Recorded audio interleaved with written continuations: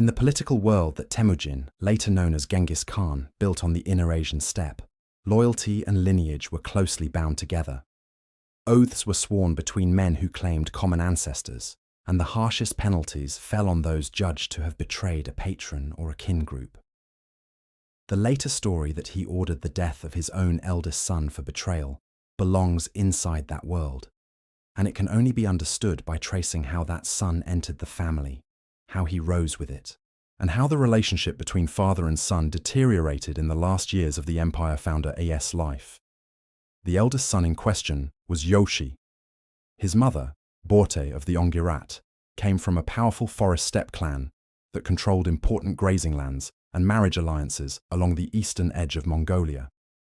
As a girl, she had been promised to Temujin to cement bonds between their families. Years later, when he returned to claim her, he was still a young and vulnerable war leader whose following could not yet match the established powers of the steppe. Their marriage bound the fledgling Mongol camp to the wider network of Ongirat relatives and in-law allies, a connection that would matter whenever Temujin needed fresh warriors, winter pasture, or political backing for risky decisions.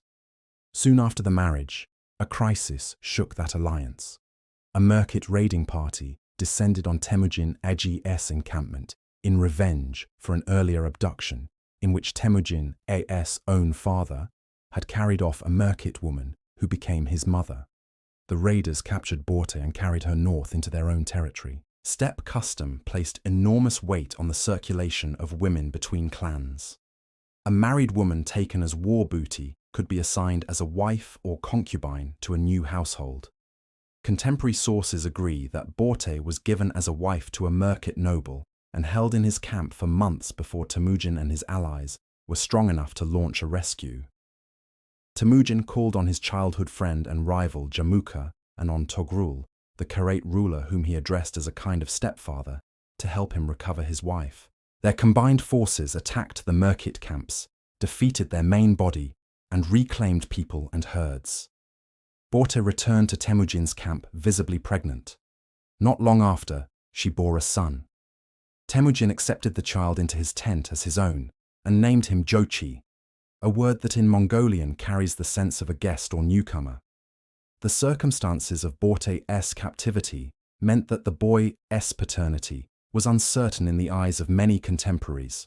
Later chroniclers, drawing on Mongol oral tradition, record that some aristocrats muttered that Jochi was really the son of the Merkit husband who had held Borte. The name itself could be read as a quiet acknowledgement that he had entered the household under unusual conditions. In a patrilineal society, where descent from a known male ancestor underpinned claims to authority, such uncertainty created a fault line that would widen decades later when the time came to choose Genghis Khan as successor. Within Temujin's own camp, however, early evidence suggests that Jochi received the treatment reserved for a firstborn heir. When Temujin gradually overcame rival confederations and presented himself as the ruler of a united Mongol state, he reorganized the population into military and administrative units built around decimal groupings. The new order was confirmed at a great assembly on the Onon River, where he was acclaimed as Genghis Khan. At that gathering, he distributed people and pastures among his close relatives. Sources that preserve these allocations agree that Jochi received the largest contingent of subject households among the sons of Borte, more than any of his younger brothers Chagatai, Ogedei, and Tolui. The size and placement of that allotment carried specific meaning on the steppe. As eldest son, Jochi received an appanage that lay on the western and northwestern fringe of the core Mongol homeland, along the Irtysh River and toward the Siberian forests. It was customary that firstborn sons were installed in frontier domains where they were expected to expand the family's reach, protect against external enemies, and bring new peoples into the alliance. From those territories, Jochi led early campaigns against the so-called forest peoples of the upper Yenisei and Angara basins. He gathered new tributary groups for the empire and concluded marriage alliances with their leaders, strengthening his own position while also enlarging the base of Genghis Khan's authority. These first campaigns give little sign of estrangement between father and son. On the contrary, they show Genghis Khan entrusting Jochi with independent command in remote and demanding theatres, with the understanding that new lands added in the northwest would become the core of his future domain. When the Mongols turned south and east against the Jin dynasty in North China, Jochi commanded contingents in those operations as well, operating as one of several senior princes whose movements were coordinated by the central staff around Genghis. The tension that later chroniclers attached to the relationship begins to surface more clearly around the question of succession, and around Jochi's role in the war against the Khwarezmian Empire in Central Asia. By this time, Genghis Khan had several adult sons by Borte, each with their own following and their own sense of seniority. Chagatai, the second son, was noted for his strict attachment to Mongol customary law and for a temper that contemporaries described as harsh. Ogadei, the third son, developed a reputation for generosity and for an ability to mediate between quarreling nobles. Tolui, the youngest, was a formidable field commander who stayed closer to the Mongol heartlands and to his father's own encampments. In this environment, Jochi's questionable paternity became a political tool. One narrative, preserved in the secret history of the Mongols, places the decisive confrontation shortly before the campaign against Khwarezm. It describes a council at which the question of the heir was raised at the insistence of a junior wife, concerned that her husband might die on distant campaign without a clear decision.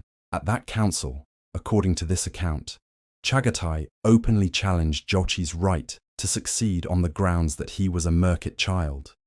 Genghis Khan is portrayed as rebuking Chagatai and affirming that Jochi was his elder son, yet also recognizing that the hostility between the brothers made Jochi's succession dangerous for the unity of the new empire. Modern historians caution that the details of this meeting cannot be verified, and some suggest that later editors may have sharpened the scene to justify decisions taken after the Khwarezmian War. What does seem secure is the overall outcome. Instead of confirming Jochi, Genghis Khan designated Ogadei as his heir, a choice that both Jochi and Chagatai accepted publicly. That decision reduced Jochi's formal claim to the supreme position, even while it left intact his control over his own appanage and his standing as a major prince. The war against the Khwarezmian Empire brought the underlying tensions into sharper focus. The Khwarezmian dynasty ruled a realm stretching from Iran through Transoxiana to the Aral Sea basin.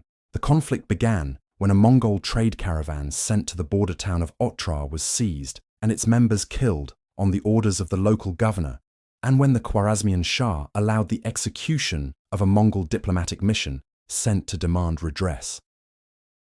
In steppe political logic, such acts were not simple insults, but fundamental breaches of the rules governing relations between rulers. Genghis Khan assembled a large invasion force and divided its tasks among his chief commanders and his sons. Jochi's task lay on the western axis of advance, while Genghis Khan himself led forces against the great cities of Bukhara and Samarkand and Tolui pushed into the Iranian plateau.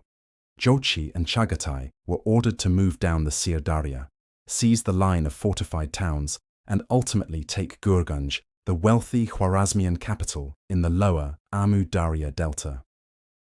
The strategy, as reconstructed by modern scholars from Persian and Mongol sources, aimed to break the Shah's empire into isolated pockets, prevent coordinated resistance, and convert valuable cities into sources of revenue for the future. The campaign down the Sir Darya gave Jochi both opportunities and enemies.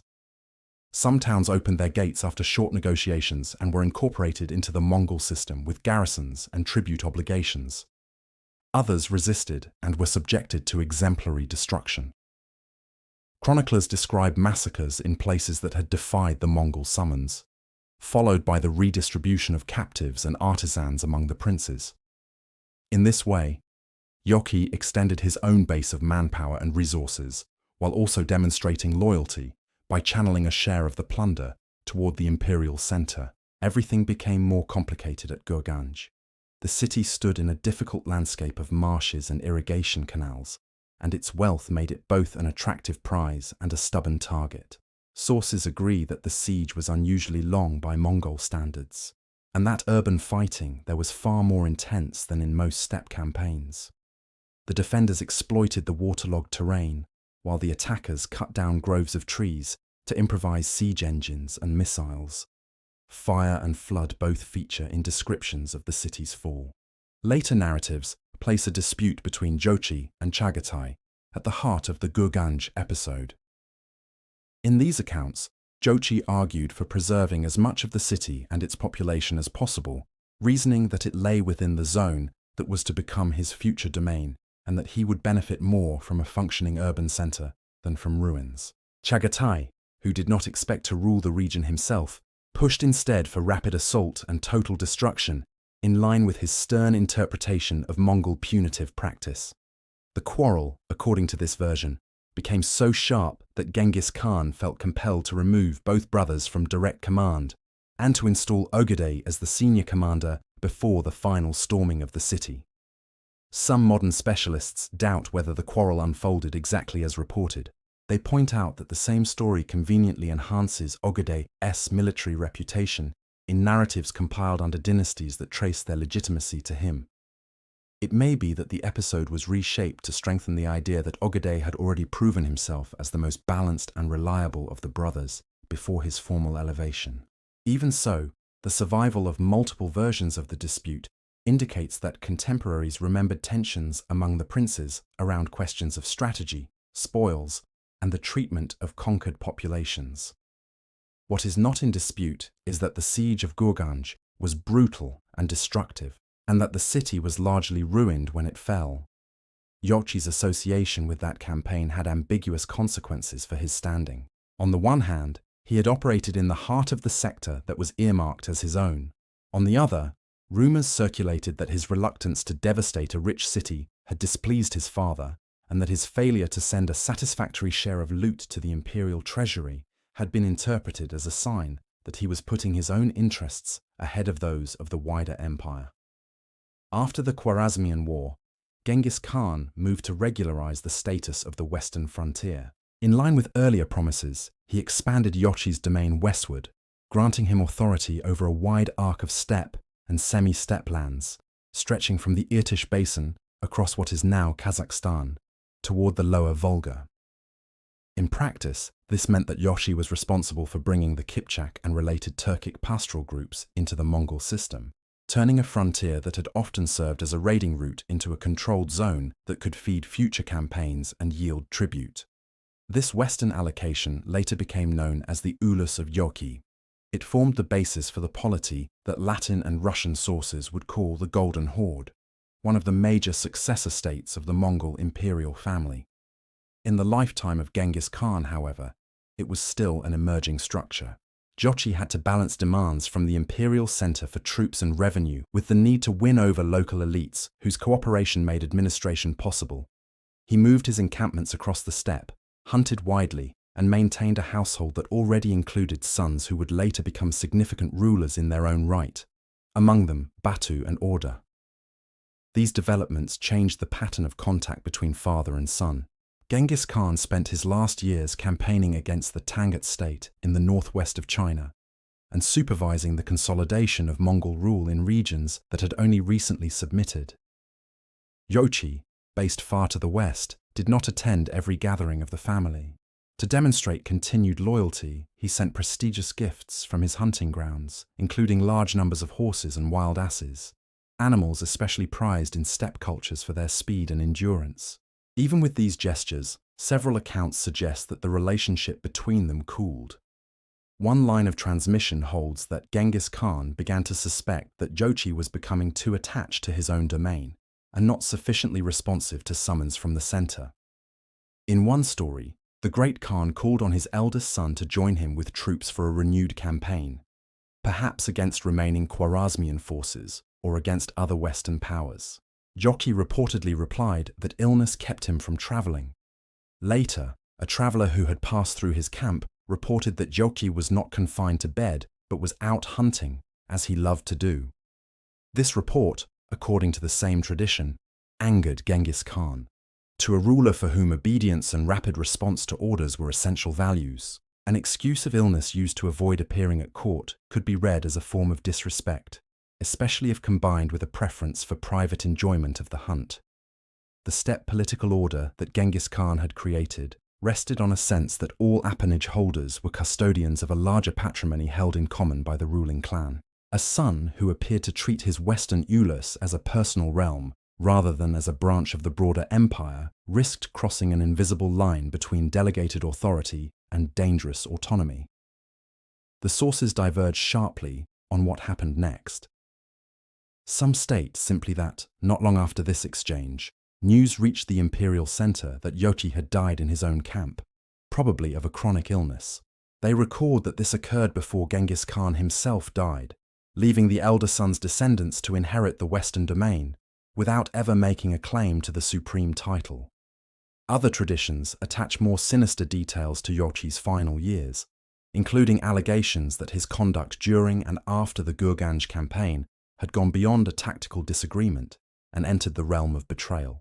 One particular account preserved in later narrative compilations and regarded with suspicion by several modern historians claims that Jochi was so horrified by the destruction of Gurganj that he entered into a secret understanding with elements of the defeated Khwarezmian elite. In this version, he is said to have promised leniency or support in exchange for their backing in a future struggle over succession, effectively forming an alliance that would have undermined his father's direct control over the region.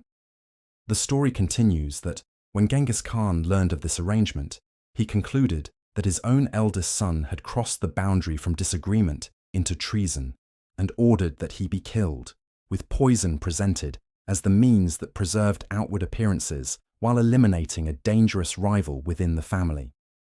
This version of events stands at the center of the later theme that Genghis Khan ordered the death of his son for betrayal. Its details, however, are not supported by contemporary Mongol documents, and the tone of the story bears marks of later political agendas. It emerged in a historiographical environment where different branches of the imperial family competed to justify their own positions and to explain why certain lines, including Jochi's, were kept away from the main imperial throne, even though they held vast territories in the west. The contrast between accounts that describe a death from illness and accounts that blame a covert execution ordered from the center shows how contested Jochi's memory had become within the wider narrative of Mongol rule and succession.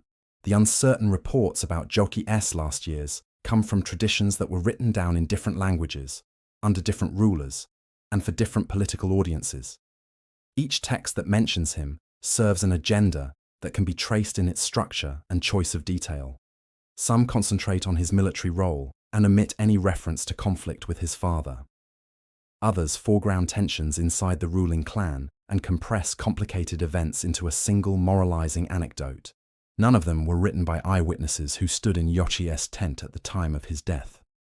The gap between what those sources claim and what can be corroborated sets the limits for any reconstruction of whether an imperial order to kill him was ever issued. Mongolian materials closest in time to Jochi, such as the narrative known as the Secret History, are concerned above all with the rise of Temujin, the campaigns that extended his authority, and the establishment of the new order under the name of Genghis Khan. They mention disagreements between the sons, describe the allocation of appanages, and sketch the quarrel over succession. Yet they pass quickly over Jochi's disappearance from the political scene.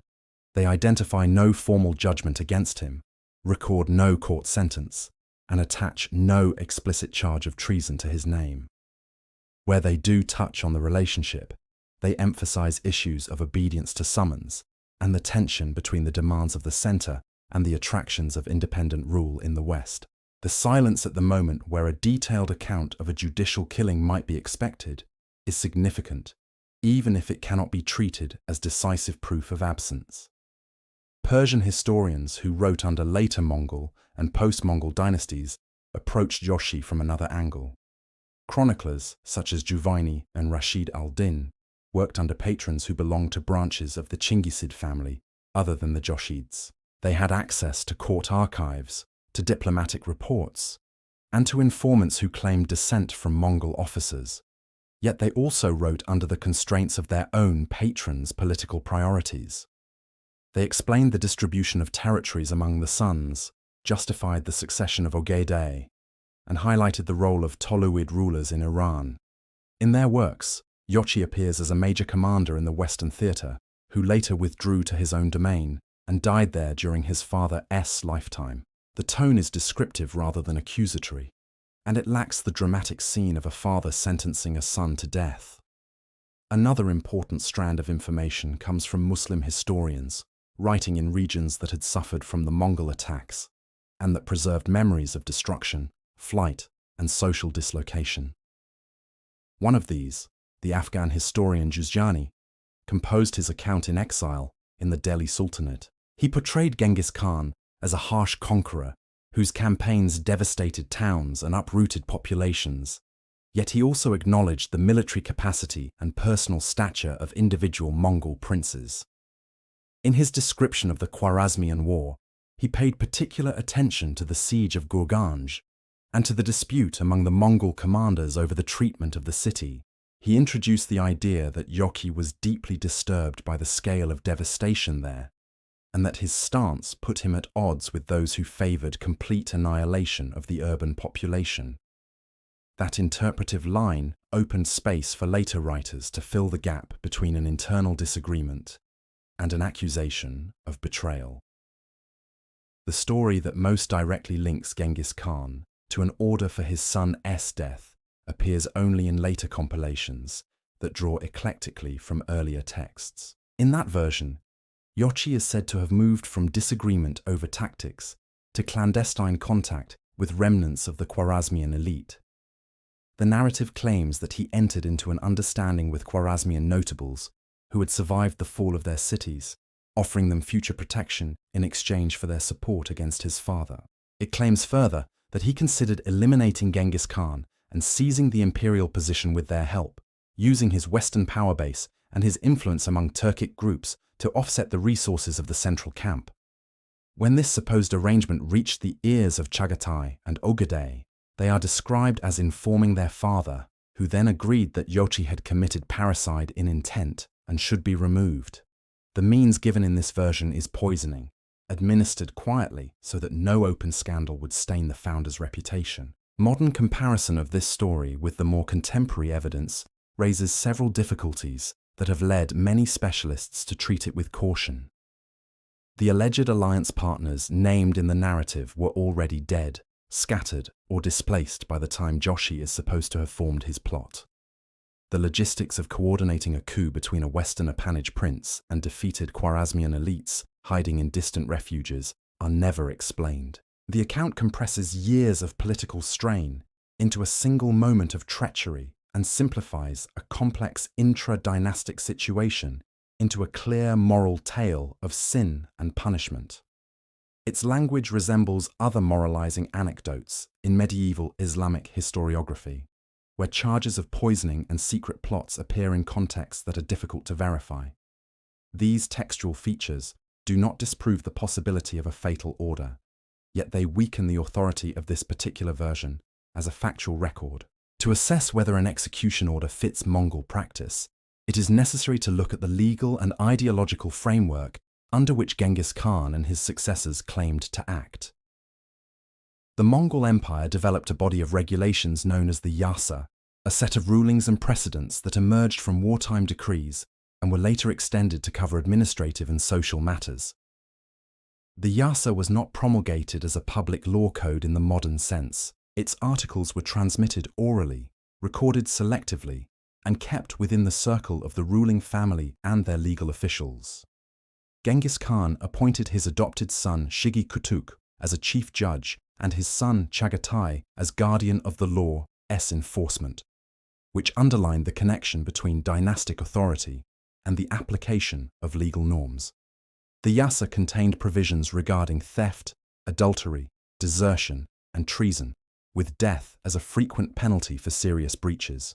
Research on judicial practice under the Mongols shows that accusations of treason, support for usurpers, and corruption were used repeatedly as grounds for severe punishment.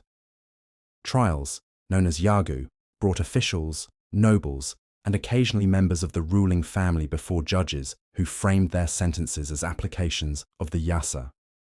Executions and confiscations were presented not simply as acts of personal vengeance, but as restorations of order. Later, Golden Horde and Ilkhanid rulers employed the same language when eliminating rivals, accusing them of betraying the Khan or diverting revenues. In many cases, the formal charge legitimized decisions that had clear political motivations. The pattern demonstrates how a ruler could be portrayed as acting within a legal framework, even when removing close kin. Examples from later Chinggisid history illustrate that the execution of relatives under accusations of betrayal did occur and that such actions left strong imprints in the narrative tradition. In the late 13th century, the Golden Horde ruler, Berdebek, ordered the killing of a large group of his own relatives who were perceived as alternative claimants to the throne. Chronicles describe this as a drastic act that triggered cycles of revenge and contributed to instability in the realm. Another example comes from the reign of Mongol Khan, a grandson of Genghis. After his election as Great Khan, Mongol presided over investigations into alleged plots involving other branches of the family. The regent Ogul Kaimish and several princes were accused of using sorcery and of undermining the new regime and were executed after hearings that were framed as enforcement of yasa. These cases show that when family members were condemned for serious offences, chroniclers recorded the accusations explicitly and often dwelt on their political and moral meaning. Against that background, the absence of an explicit treason charge against Jochi in early sources stands out. If Genghis Khan had publicly accused his eldest son of betraying him and had executed him after a formal judgment, the event would have provided later writers with a powerful example of law applied without regard for kinship. Such an episode could have been used to underline the severity of the founder and to warn other princes against disobedience. Instead, the more immediate traditions speak of illness, strained relations, and the preparation of coercive measures that did not reach completion. The contrast between detailed accounts of other familial purges and the brevity of references to Jochi's death suggests that no open judicial drama unfolded around him. Chronological reconstruction from the more reliable strands of evidence places Jochi's last years in a narrow window between the closing stages of the Khwarezmian War and Genghis Khan's final campaign against the Tangut state. By this point, the western domain entrusted to Jochi had taken shape as an extensive grazing zone stretching across the central steppe. Turkic groups there had been incorporated into the Mongol alliance under his direction, and his sons had begun to exercise authority as subordinate rulers.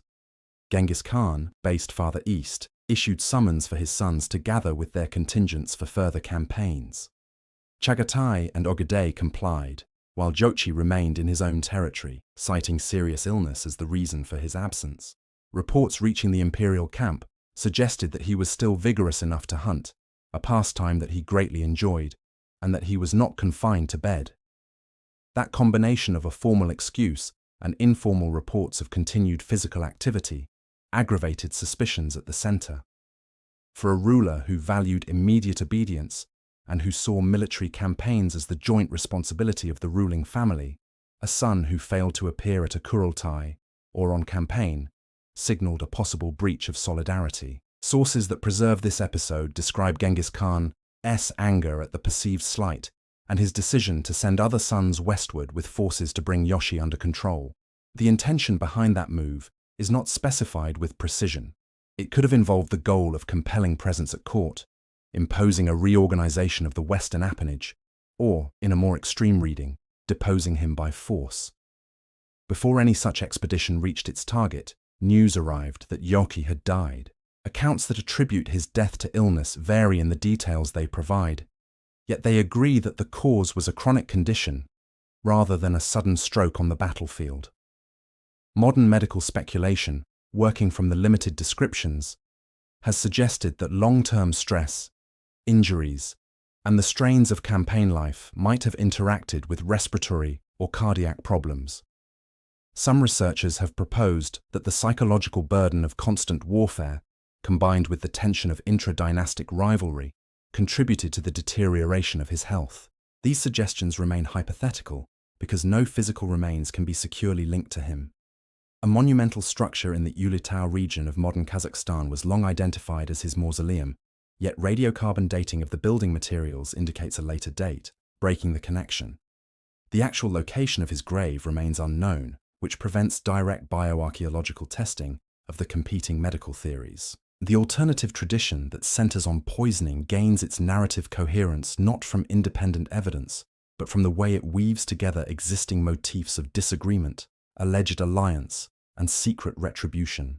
Later writers who repeat it often place the scene far from prying eyes, in a private setting where loyal envoys can administer a dose without witnesses, and where an outward appearance of natural death can be maintained. The device of poison used to remove inconvenient princes recurs in other medieval contexts, and was familiar to the audiences of those texts. In Jochi's case, the story claims that the outward explanation of illness concealed an inner truth of deliberate killing by order of the great Khan. When subjected to source criticism, the tale appears as a late attempt to tighten the causal chain between quarrel and disappearance. It also serves to shift responsibility from vague circumstances to a clear decision at the apex of power. The emergence and circulation of that tale must be set alongside the broader struggle over genealogical status within the Chinggisid house. Jochi's ambiguous birth, his powerful position in the West, and the importance of his descendants in later centuries together made him a focal point for debates about legitimacy. Some branches of the family had an interest in questioning the purity of his lineage and the loyalty of his line, especially when Jochid rulers such as Batu held dominant positions in Eurasian politics. In such a climate, stories that emphasized his supposed betrayal or that depicted his elimination by the founder could be used to weaken claims that traced authority through him. Conversely, Jochid-sponsored narratives and court traditions stressed his loyalty, his military achievements, and his acceptance by Genghis Khan as a full son, without repeating hostile rumors about plots or poison. Modern scholarship has examined these competing strands by tracing when and where each accusation appears. Studies of the secret history of Rashid al-Din's Universal History and of other key texts show that doubts about Jochi's legitimacy and loyalty became more pronounced in sources produced under the influence of branches other than the Jochids. Some historians argue that interpolations may have entered the Mongolian narrative tradition under later rulers who sought to justify their own primacy by casting shadows on rival lines. Analyses of language, narrative structure, and manuscript transmission suggest that certain sharp phrases and episodes, including the most dramatic descriptions of intrafamilial hostility, may be later additions. In contrast, official documents produced in Jochid centers during the height of the Golden Horde rarely echo such charges. They present their rulers straightforwardly as descendants of Genghis Khan through Jochi, with full rights to rule their allotted territories. The way Jochi's line was treated after Genghis Khan's death provides further indirect evidence about how the founder judged him. Once Ogedai was enthroned as Great Khan, the empire's strategy in the West relied heavily on the forces of Batu, Jochi's son, who led the campaigns across the Volga into the Russian principalities and towards Central Europe. Batu's position as commander of these Western expeditions built on the territorial base that had been assigned to his father. The fact that Batu was entrusted with this role and that he operated as a major partner in imperial decision-making suggests that the Jochid house remained integral to the ruling coalition. If Genghis Khan had viewed Jochi as a proven traitor who deserved death for betrayal, it would have been politically safer to cut off his line entirely or to sideline it from key strategic roles. Instead, the Jochids became one of the main pillars of the wider imperial structure. Patterns of political repression in later Mongol and post-Mongol states also shed light on expectations about how accusations of betrayal were handled. In many recorded cases, rulers publicly framed their actions against rivals as enforcement of law, even when personal motives were evident. Chroniclers detailed the charges, described the trials, and sometimes included speeches justifying severe sentences. They noted when a ruler executed large numbers of relatives or nobles, and they preserved critical judgments of those acts for later readers. This habit of recording intra-elite violence with legal commentary makes the silence around any formal trial of Jochi more telling.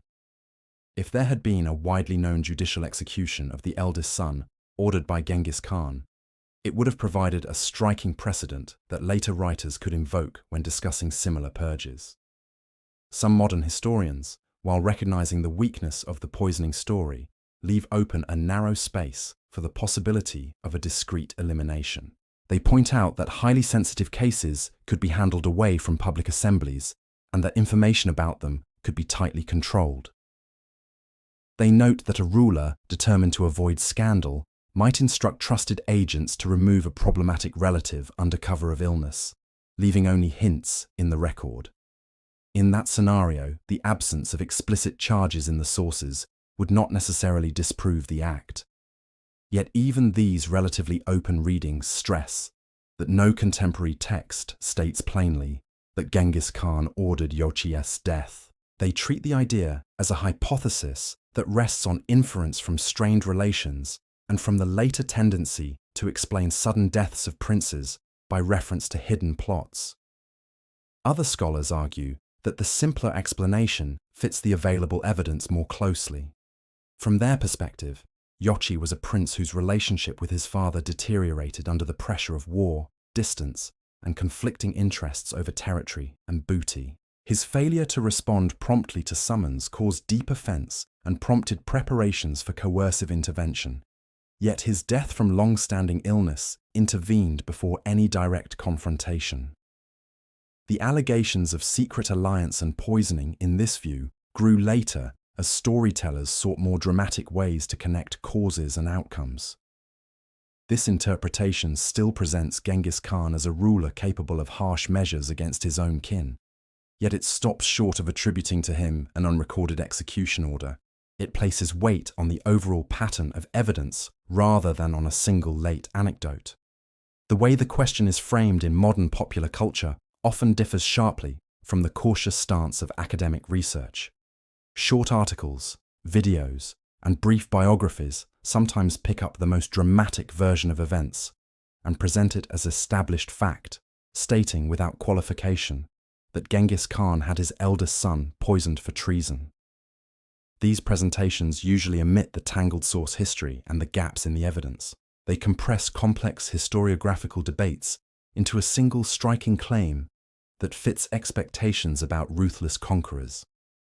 When traced back to their origins, many of these modern statements rely on paraphrases of 19th and 20th century secondary works that themselves were based on selective readings of medieval chronicles. The distance between those retellings in the 13th century grows larger with each round of simplification. At the same time, specialist studies of Mongol law, political culture, and family relations have continued to refine the picture of how accusations of betrayal functioned inside the empire. Research on Yagu procedures shows that legal proceedings often involved not only the ruler and the accused, but also judges, accusers, and kin who could claim compensation or vengeance. Cases of corruption, treason, or negligence were occasions for negotiating the balance between central authority and local interests. The Yasa-S combination of strict military discipline with elements of customary steppe law created a framework in which disobedience could be punished severely, yet also be mediated through oaths, fines, or reassignments. Within that framework, the friction between Genghis Khan's centralizing ambitions and Jochi's entrenched position in the West represents a structural problem as much as a personal quarrel. Recent work on Jochi's paternity and his role in the royal lineage highlights how questions about his birth and death intersect with the later standing of his descendants. Scholars examining the rivalry between the Jochid and other branches argue that doubts over his legitimacy were intensified after his death as a tool to undermine the authority of Batu and his successors. They trace how phrases casting Jochi as a murkit outsider or as an unreliable heir spread in sources linked to the houses of Chagatai and Ogedei. Against this, they set evidence for Jochi's recognized status in internal Mongol practices, such as his precedence in rituals and the allocation of prestigious hunting grounds. The tension between these two lines reflects the way political competition could reshape collective memory. It also affects how later generations interpret the accusations of betrayal attached to his name. Archaeology and regional historical research in areas that once formed the eldest of Jochi add another layer to the discussion. Excavations in the lower Volga and Ural regions, studies of burial mounds, and analysis of settlement patterns shed light on how Jochid rule operated on the ground. Inscriptions, coinage, and architectural remains testify to the integration of Turkic, Mongol, and Islamic elements in the Golden Horde's culture. These material traces show a dynasty that invested in its own legitimacy and that maintained the claim of descent from Genghis Khan through Jochi. They do not directly answer the question of whether an execution order was given, yet they provide context for understanding why Jochid elites would react strongly against narratives that branded their ancestor a traitor killed by the founder. Their patronage of scholars and chroniclers shaped counter-traditions that emphasized loyalty and rightful inheritance. The unresolved state of Jochi's burial place mirrors the broader uncertainty surrounding his death. Without a secure grave, there is no opportunity to apply techniques such as isotopic analysis, genetic testing, or forensic examination that have illuminated other historical cases. The lack of direct physical evidence leaves historians dependent on texts that were already shaped by political and literary conventions when they were written. Continued exploration in regions associated with his last encampments could one day uncover new material that would refine the picture. For now, the emptiness of the archaeological record on this specific point reinforces the need for caution when dealing with confident assertions about his exact fate. In the current state of knowledge, the story that Genghis Khan ordered the death of his own son for betrayal remains an example of how later interpretations can solidify into seemingly simple narratives while resting on fragile foundations. The surviving evidence supports a picture of a father and son whose relationship became strained over questions of obedience, territorial control, and the conduct of war, within a legal culture that sanctioned severe punishment for treason and disloyalty. It also shows how accusations of betrayal and insinuations of illegitimacy could be deployed as weapons in intra-dynastic struggles long after the individuals concerned had died. The balance between these elements continues to be reassessed as new manuscript work, regional studies, and comparative legal research appear. The combination of fragmentary documentation, contested memories, and ongoing inquiry keeps the question open, inviting further scrutiny of how power, law, and family intersected in the formative decades of the Mongol Empire.